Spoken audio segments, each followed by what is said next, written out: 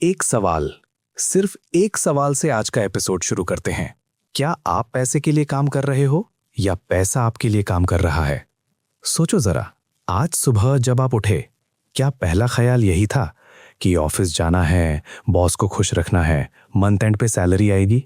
अगर हाँ, तो आप अकेले नहीं हैं। दुनिया की 99% पॉपुलेशन इसी साइकिल में जीती है। पढ़ते हैं, जॉब लेते हैं, काम करते हैं, रिटायर होते हैं और फिर रियलाइज करते हैं कि मैं पूरी जिंदगी पैसों के पीछे भागता रहा और पैसा कभी मेरे पास नहीं आया।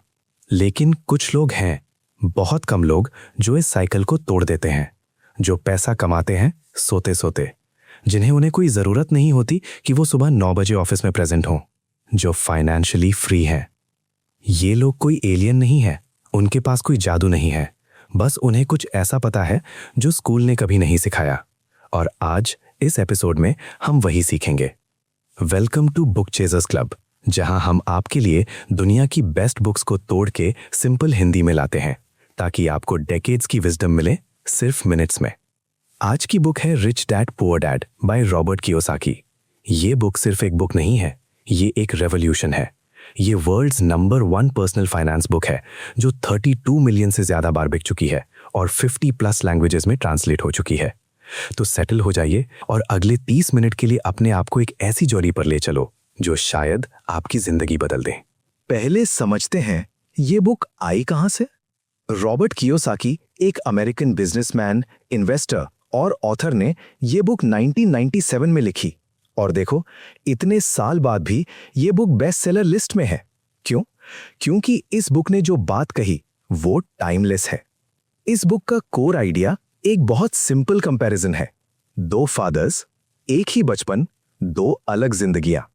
कियोसाकी के पुअर डैड, उनके असली पिताजी एक हाईली एजुकेटेड प्रोफेसर थे। पीएचडी थी उनके पास, हवाई के एजुकेशन डिपार्टमेंट में उच्च ओहदे पर थे। टैलेंटेड, इंटेलिजेंट, हार्ड वर्किंग, लेकिन जिंदगी भर फाइनेंशियली स्ट्रगल करते रहे। महीने के आखिर में बिल पे करना मुश्किल होता था। रिटायर होने के बाद पेंशन के भरोसे थे। उनका मंत्र था, पढ़ लो, अच्छी नौकरी लो और सिक्योर रहो। और उनके रिच डैड, उनके दोस्त माइक के पिताजी, फॉर्मल एजुकेशन ज्यादा नहीं थी, हाई स्कूल भी पूरी नहीं की, लेकिन वो होनोलुलु के सबसे अमीर लोगों में से एक थे। उनके पास बिजनेसेस थे, प्रॉपर्टीज थीं, इन्वेस्टमेंट्स थीं। उनका मंत्र था, पैसा कैसे काम करता है ये सीखो। दोनों पिताओं ने अलग अलग फाइनेंशियल एजुकेशन दी। कियोसाकी ने दोनों की बात सुनी, दोनों की लाइफ ऑब्जर्व की और फिर उन्होंने लिखा रिच डैड पुअर डैड, ताकि दुनिया को वो सीक्रेट्स पता चले जो स्कूल्स कभी नहीं सिखाते। तो चलते हैं उस बुक के 6 सबसे इंपॉर्टेंट लेसन्स की तरफ। ये सुन के थोड़ा कंफ्यूजिंग लगेगा ना, अगर रिच काम नहीं करते तो उनके पास पैसा कहां से आता है?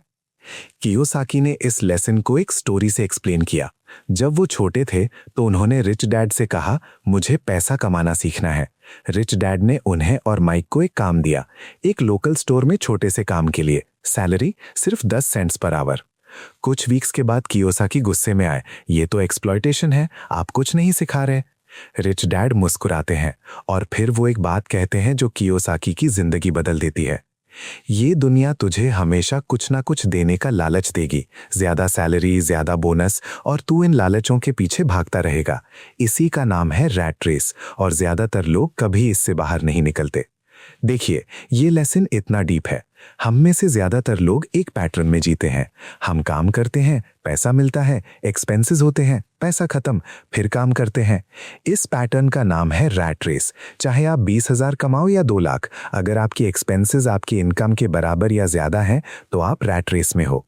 रिच लोगों का अप्रोच अलग होता है। वो लोग सिस्टम बनाते हैं जो उनके लिए काम करे, वो लोगों को हायर करते हैं, वो बिजनेसेस चलाते हैं, वो एसेट्स खरीदते हैं ताकि जब वो सो रहे हों तब भी उनका पैसा बढ़ रहा हो। सोचो एक छोटा सा एग्जाम्पल, एक डॉक्टर जो रोज 12-14 घंटे काम करता है, बहुत पैसा कमाता है, लेकिन अगर वो एक दिन बीमार पड़ जाए और काम ना कर सके तो पैसा आना बंद। दूसरी तरफ एक प्रॉपर्टी ओनर जिसके पास 10 फ्लैट्स हैं, वो चाहे सोया हो या घूमे, हर महीने रेंट आ रहा है। ये है फर्क, वर्किंग फॉर मनी और money working for you. Lesson number 2, और ये शायद इस पूरी बुक का सबसे इंपॉर्टेंट लेसन है, एसेट्स वर्सेस लायबिलिटीज। कियोसाकी कहते हैं कि यही एक कॉन्सेप्ट समझ लो तो आपकी फाइनेंशियल लाइफ बदल जाएगी। डेफिनेशन सिंपल है। एसेट वो चीज जो आपकी जेब में पैसा डाले, लायबिलिटी वो चीज जो आपकी जेब से पैसा निकाले। लगता है सिंपल, है भी, लेकिन प्रॉब्लम यहां है, ज्यादातर लोग जो चीजें एसेट समझते हैं वो एक्चुअली लायबिलिटीज होती हैं। एग्जाम्पल लो, घर। हम इंडियंस को क्या सिखाया जाता है बचपन से?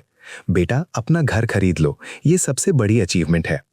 लेकिन सोचिए, अगर आपने 50 लाख का घर लोन पे लिया है तो हर महीने ईएमआई जा रही है, प्रॉपर्टी टैक्स जा रहा है, मेंटेनेंस जा रहा है, रेनोवेशन का खर्चा है। क्या ये घर आपकी जेब में पैसा डाल रहा है? नहीं, ये पैसा निकाल रहा है। तो ये एक लायबिलिटी है, ना कि एसेट। लेकिन अगर आप वही घर रेंट पे देते हो और रेंट आपकी ईएमआई से ज्यादा आता है, तब वो एक एसेट बन जाता है। और एक एग्जाम्पल, कार। एक लग्जरी कार खरीदना स्टेटस सिंबल है, हम सब सुनते आए हैं। Car loan, insurance, petrol, service, parking सब मिला के कितना जाता है? कार एक एसेट नहीं है, ये एक लायबिलिटी है। ये डेप्रिसिएट होती है, यानी हर साल इसकी वैल्यू घटती है। तो फिर एक्चुअल एसेट्स क्या है?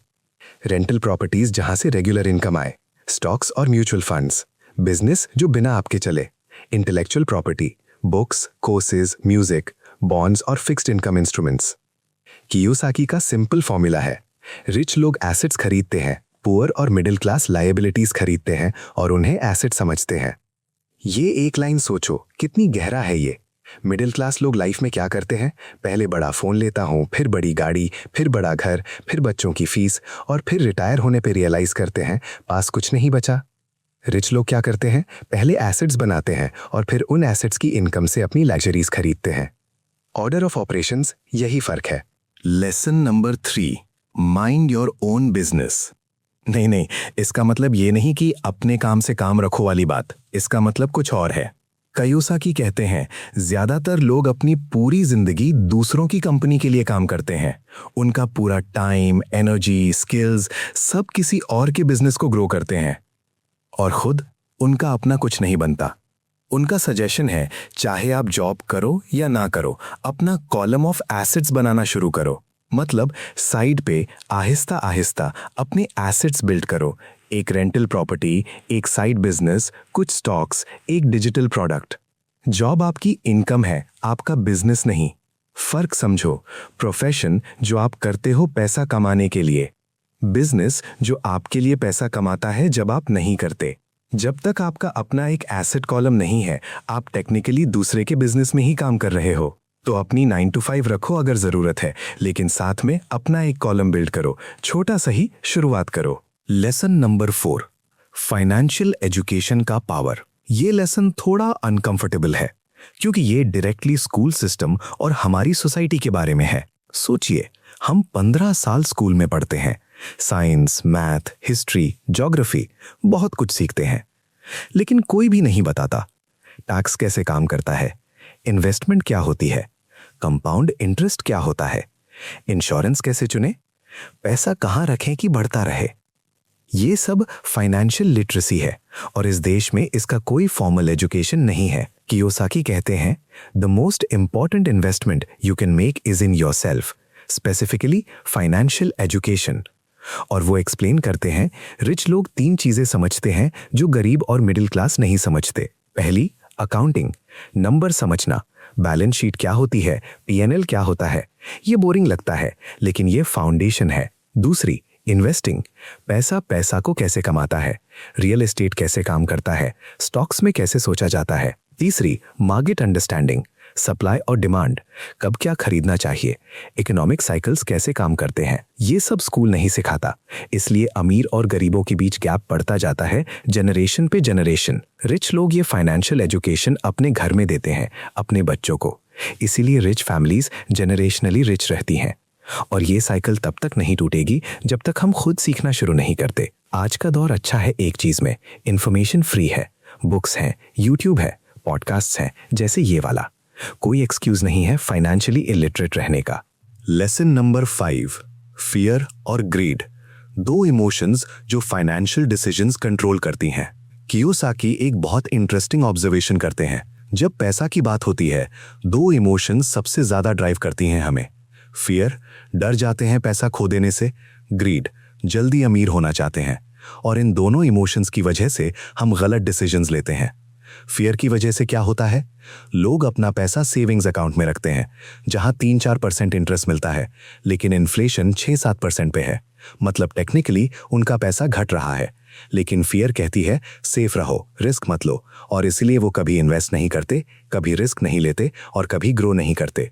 ग्रीड की वजह से क्या होता है, लोग किसी को कहते सुनते हैं भाई इस स्टॉक में लगा दो, कल डबल हो जाएगा, और बिना रिसर्च के फोमो में आकर सब कुछ लगा देते हैं। मार्केट डाउन होती है, सब कुछ खो देते हैं। दोनों एक्सट्रीम्स डेंजरस हैं। रिच डैड कहते थे इमोशंस को अपने फाइनेंशियल डिसीजंस मत करने दो, पहले सोचो फिर एक्ट करो। रिच लोग फियर को समझते हैं लेकिन उसे ओवरकम करते हैं कैलकुलेटेड रिस्क लेकर। रिच लोग ग्रीड को समझते हैं लेकिन ड्यू डिलिजेंस करते हैं पहले। और एक और बात, कियोसाकी जॉब सिक्योरिटी के कॉन्सेप्ट पे भी अटैक करते हैं। वो कहते हैं जॉब सिक्योरिटी एक इल्यूजन है। कंपनीज डाउनसाइज करती हैं, ऑटोमेशन आ रही है, एआई आ रही है, कोई भी कल किसी को भी निकाल सकता है। सिर्फ एक चीज है जो ट्रूली सिक्योर है, और वो है आपकी फाइनेंशियल इंटेलिजेंस, आपकी एबिलिटी पैसा बनाने की, चाहे जॉब हो या ना हो, चाहे मार्केट अप हो या डाउन। ये स्किल कोई आपसे नहीं छीन सकता। ये सब ठीक है, लेकिन मैं करूं क्या प्रैक्टिकली? ये पॉडकास्ट सिर्फ इंस्पायर करने के लिए नहीं है, ये आपको एक्शनेबल चीजें देने के लिए है। तो यहां है 5 चीजें जो आप कल से शुरू कर सकते हो। नंबर 1, अपनी फाइनेंशियल स्टेटमेंट बनाओ। एक कागज लो, 2 कॉलम्स बनाओ, एसेट्स और लायबिलिटीज। लिखो आपके पास क्या क्या है जो आपकी जेब में पैसा डालता है और क्या क्या है जो पैसा निकालता है। ये रियलिटी चेक बहुत पावरफुल होता है। ज्यादातर लोग पहली बार रियलाइज करते हैं कि उनके पास एसेट्स प्रैक्टिकली 0 है। नंबर 2, पहला एसेट बिल्ड करो, चाहे कितना भी छोटा हो। म्यूचुअल फंड्स में एसआईपी शुरू करो, 500 रुपए से भी शुरू हो सकता है। एक डिजिटल प्रोडक्ट बनाओ, एक स्किल सीखो और फ्रीलांसिंग करो, एक छोटी प्रॉपर्टी खरीदने के लिए सेव करो। शुरुआत छोटी होगी लेकिन कंपाउंडिंग काम करेगा। नंबर 3, फाइनेंशियल एजुकेशन में इन्वेस्ट करो। हर महीने एक पर्सनल फाइनेंस बुक पढ़ो, वो बुक्स जो आपको इन्वेस्टिंग, टैक्सेस और मनी मैनेजमेंट सिखाए। सिफारिश कुछ बुक्स की: the intelligent investor, Benjamin Graham; psychology of money, Morgan Housel; let's talk money, Monika Halan, India के लिए स्पेशली। नंबर 4, एक्सपेंसेस और इनकम का ट्रैक रखो। पता होना चाहिए पैसा कहाँ जा रहा है। सिर्फ एक ऐप यूज करो या एक सिंपल एक्सेल शीट, क्लैरिटी से ही कंट्रोल आता है। नंबर 5, अपनी माइंडसेट शिफ्ट करो। जब भी कोई बड़ी परचेस करो, पहले सोचो क्या ये मेरी जेब में पैसा डालता है या निकालता है। ये एक सवाल आपके लाखों रुपए बचा सकता है जिंदगी में। चलो इस बुक के कुछ सबसे पावरफुल कोट्स याद कर लेते हैं। The poor and the middle class work for money, the rich have money work for them. यानी अमीर लोग पैसों के लिए नहीं, अपने लिए पैसा काम करवाते हैं। An asset puts money in my pocket, a liability takes money out of my pocket. Assets और लायबिलिटीज का सबसे simple definition: It's not how much money you make, but how much money you keep, how hard it works for you, and how many generations you keep it for. कितना कमाते हो नहीं, कितना बचाते और ग्रो करते हो, ये मैटर करता है। The love of learning is the beginning of wisdom. Financial education ये शुरुआत है। Find the game where you can win, and then commit your life to playing it. अपना गेम ढूंढो और उसमें मास्टर बनो। आज हमने क्या सीखा? एक इंसान जो हाईली एजुकेटेड था, पीएचडी के साथ, फाइनेंशियली स्ट्रगल किया पूरी जिंदगी। एक इंसान जिसने फॉर्मल एजुकेशन पूरी नहीं की, वो फाइनेंशियली फ्री था। फर्क क्यों था? Financial intelligence. स्कूल हमें बहुत कुछ सिखाता है, लेकिन पैसा कैसे काम करता है ये नहीं सिखाता। ये book rich dad poor dad वो गैप फिल करती है। मैं चाहता हूं आप एक चीज लेके जाइए आज के एपिसोड से। अपनी फाइनेंशियल जर्नी शुरू करो आज, अभी, इस वक्त। रुको मत कि परफेक्ट टाइम आए, परफेक्ट सैलरी आए, परफेक्ट अपॉर्चुनिटी आए। एक एसआईपी शुरू करो, एक बुक पढ़ो, एक एसेट एक्सप्लोर करो। छोटा कदम भी कदम है। और याद रखो, रिच डैड पुअर डैड सिर्फ फाइनेंशियल एडवाइस नहीं देता, ये एक माइंडसेट देता है। अमीर लोग रिस्क से डरते नहीं, वो रिस्क को मैनेज करना सीखते हैं। अगर आपको आज का एपिसोड वैल्यूएबल लगा तो प्लीज इस पॉडकास्ट को शेयर करो अपने दोस्तों और फैमिली के साथ, क्योंकि ये कॉन्वर्सेशंस, ये बुक्स, ये नॉलेज अगर ज्यादा लोगों तक पहुंचे तो ज्यादा लोग फाइनेंशियली फ्री हो सकते हैं। लाइक करो, सब्सक्राइब करो और नेक्स्ट एपिसोड का वेट करो, जहां हम एक और लाइफ चेंजिंग बुक लेंगे और तोड़ के लाएंगे आपके लिए सिंपल हिंदी में। स्कूल हमें जॉब के लिए तैयार करता है, लेकिन ये book rich dad poor dad हमें फाइनेंशियल फ्रीडम के लिए तैयार करती है। धन्यवाद, टेक केयर और पैसा सीखो, पैसा कमाओ, पैसा बढ़ाओ।